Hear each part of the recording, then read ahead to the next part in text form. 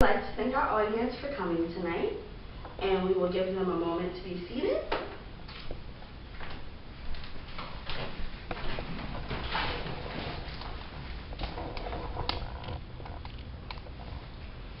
My name is Erica Swaringen, and I will be here with you tonight briefly to talk about voter suppression.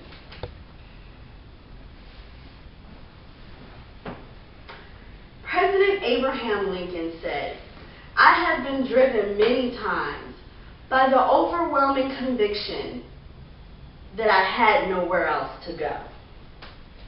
Ladies and gentlemen, we have nowhere else to go when it comes to including our fellow citizens in the greatest aspect of what it means to be an American, the voting process.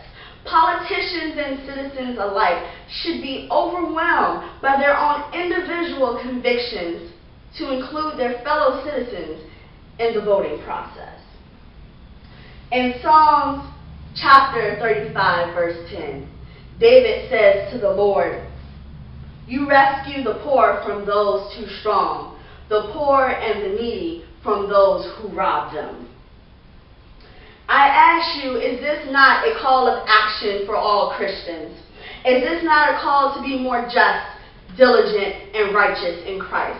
Is this not a call and direct responsibility for all people to advocate for those who have been disenfranchised after serving their time and paying their debts to society? I ask you, does Christ not advocate for them? Does he not care and not offer forgiveness to all? According to a recent study completed by the Sentencing Project, 1 in 40 citizens that are of the legal voting age are disenfranchised due to a current or past felony. Further, 11 states disenfranchise its citizens after they have completed their sentences. This equals to over 2 million American citizens.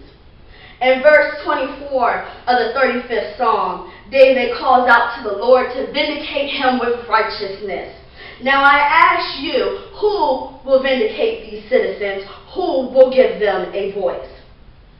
It is well known that several states have done everything possible to suppress the vote and have accomplished it by implementing voter ID laws. This past election, we saw way too many states erect voter ID laws. Most people ask, well, what does it matter if someone shows their ID? It should be easy. Well, I tell you, very simply, that it's not easy, because not every American citizen can afford the documentation needed to obtain an ID, let alone the money it costs to receive an ID. In a nutshell, that means people are poor. When faced with the decisions of whether to eat or obtain an ID to vote, I think we can all agree that we would choose to eat. By implementing voter ID laws, this shows that there are disproportionate and unjust laws in our system that allows only a select population to vote based on their social economic standings. And I tell you that this is not right, it's not fair, and it's not the America I believe in. We saw this summer the United States Supreme Court in the case of Shelby v. Holder. They held that Section 4 of the Voters' Rights Act was unconstitutional.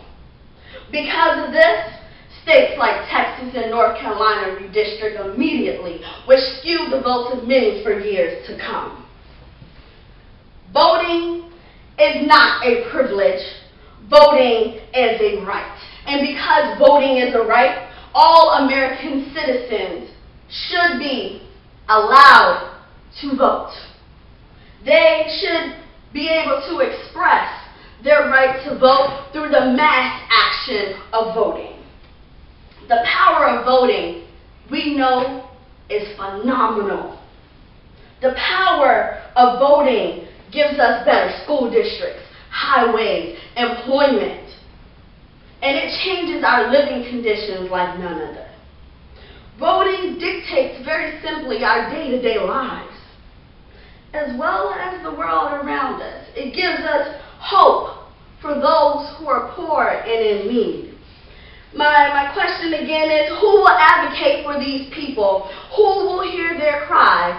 And who will answer their call and need so that they can be vindicated by their Creator?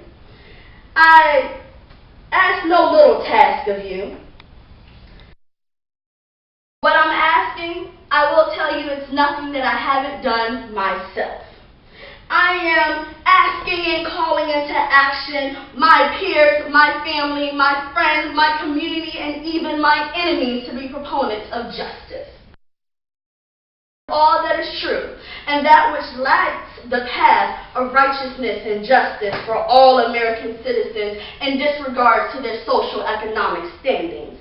I am not asking the impossible, but what I am asking is for you all to take a stance for justice. My call of action is a very simple one. It's a 3-point call of action. The first, I want you to register to vote. Next, I want you to register at least 10 people to vote, because you know 10 people. Then, the most important thing that I want you to do, I want you to vote. James Weldon Johnson wrote his famous song, "Let us march on until victory is won." I conclude and I say to you, let us vote. Let us vote until victory and justice and equality is won for all American citizens. Thank you.